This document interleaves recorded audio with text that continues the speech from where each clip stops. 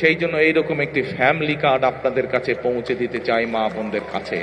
যেই ফ্যামিলি কার্ডের কথা একটু আগে আমি বলেছি, বিশেষ করে আজকে মা বোন যারা আছেন, এই মা বোনদের পাশে যাতে আমরা দাঁড়াতে পারি, মা বোনদের পাশে ইনশাআল্লাহ আল্লাহ রহম করলে বিএনপি যাতে আপনাদের পাশে দাঁড়াতে পারে, আপনাদেরকে যাতে যেই মা বোনদের ফ্রি শিক্ষার ব্যবস্থা দেশনেত্রী খালেদা জিয়া করে দিয়ে গেছিলেন, সেই মা বোনরা শিক্ষা পেয়েছে, শিক্ষায় আজকে তারা শিক্ষিত হয়েছে, কিন্তু সেই মা বোনকে অর্থনৈতিকভাবে আমরা যাতে সচ্ছলভাবে গড়ে তুলতে চাই, সেই জন্য এইরকম একটি ফ্যামিলি কার্ড আপনাদের কাছে পৌঁছে দিতে চাই মা বোনদের কাছে।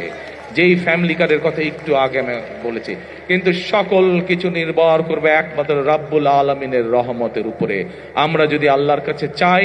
আল্লাহ হচ্ছে রহমান রহিম, আল্লাহ যদি আমাদেরকে তৌফিক দেন, আল্লাহ যদি আমাদেরকে রহম করেন, তাহলেই আমরা একমাত্র আমাদের কাজে সফল হব। আজকে যেহেতু এটি কোনো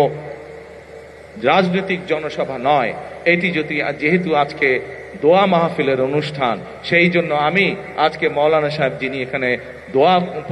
অনুষ্ঠান পরিচালনা করবেন একটু পরে, আমি ওনার কাছে অনুরোধ করব যে আপনি আজকে সমগ্র কড়াইলবাসীর পক্ষ থেকে আপনি আজকে আমরা সকলে মিলে আল্লাহর কাছে হাত তুলে চাইব যে কথাগুলো আমি আপনাদের সামনে তুলে ধরলাম, আমার যেই চিন্তার কথাগুলো আপনাদের সামনে তুলে ধরলাম, আমার যেই পরিকল্পনার কথাগুলো আপনাদের সামনে তুলে ধরলাম, সেগুলো যাতে বাস্তবায়ন করতে পারি, সেই তৌফিক যাতে আল্লাহ তাআলা আমাকে দেন।